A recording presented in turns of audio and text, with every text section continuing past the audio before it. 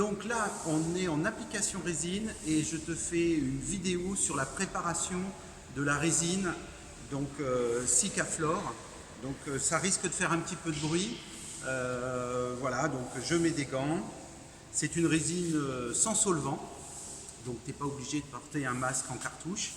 Donc là, on a la base en A et on a la base en B.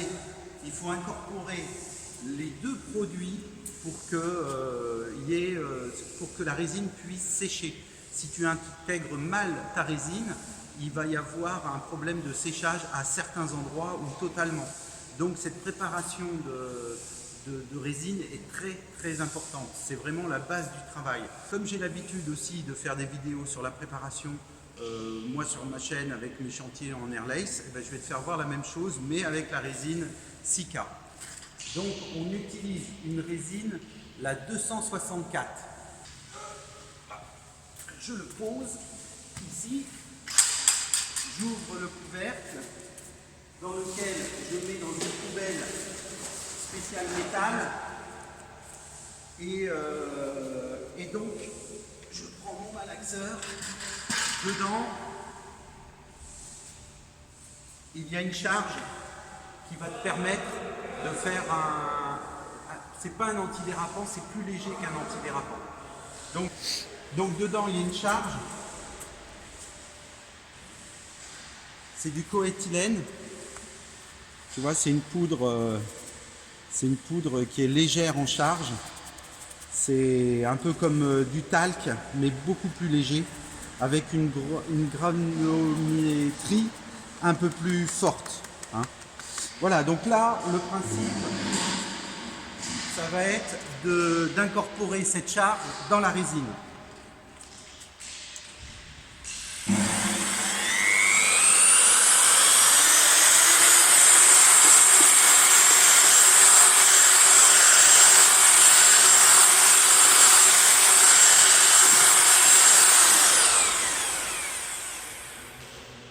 Ok, maintenant je prends le composant B,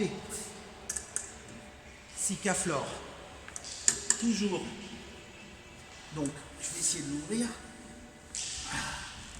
Évidemment, on va y arriver. Si. Donc, toujours dans la poubelle métal. Maintenant, j'incorpore la base en B dans la base en A. C'est le durcisseur.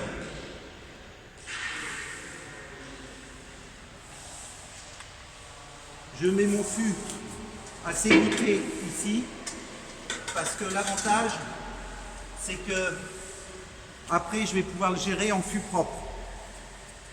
Donc je commence doucement à malaxer et après je malaxe peut-être pendant une minute et demie, peut-être même 2.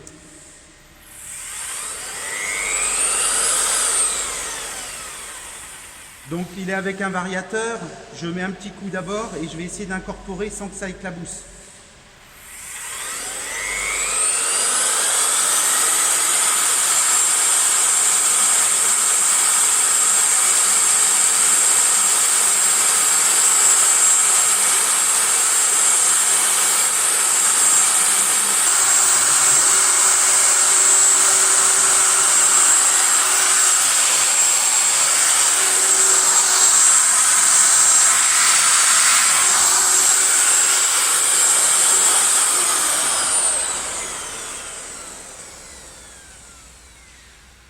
Voilà, donc là le mélange a été correctement effectué.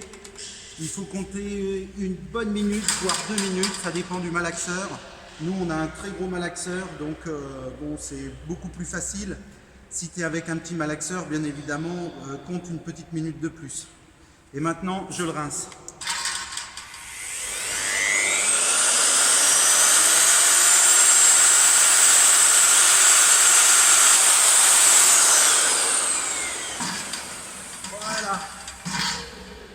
Donc, j'enlève mes gants. La résine est prête. Maintenant, on va pouvoir faire l'application. Et je te fais... je ne sais pas si je peux te faire voir l'application. Ouais, on va aller voir l'application. Allez, c'est parti. Je mets ça là. Je prends ça. Voilà, donc c'est les conditions chantier. Hein. Je vais le mettre sur le chariot. Voilà. Bon. Donc là, je vais te faire voir le lissage.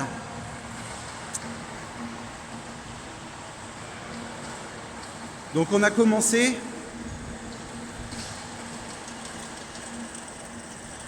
Hop, je vais essayer de te faire stabiliser ça.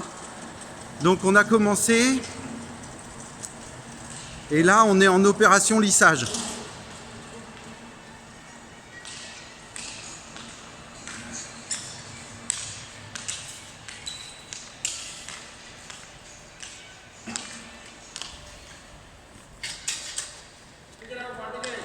Donc on est avec un rouleau de 50. Et tu vois, il ne remarche pas avec ses chaussures à clous, il ne remarche pas sur le roulage qu'il vient d'effectuer.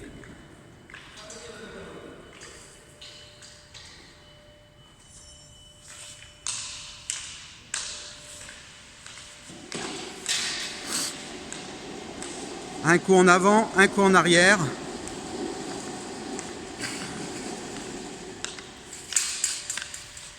Il décolle le rouleau, il vient le poser à côté et il marche sur le côté. Voilà. Là, c'est la technique du lissage.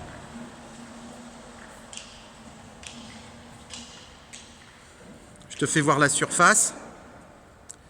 Donc là, on a commencé à appliquer. On a dû faire un quart. Et maintenant, la résine va se tendre. Tu vois, on voit déjà qu'elle est brillante.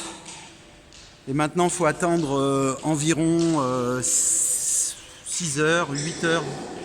Et il va falloir qu'on redouble demain.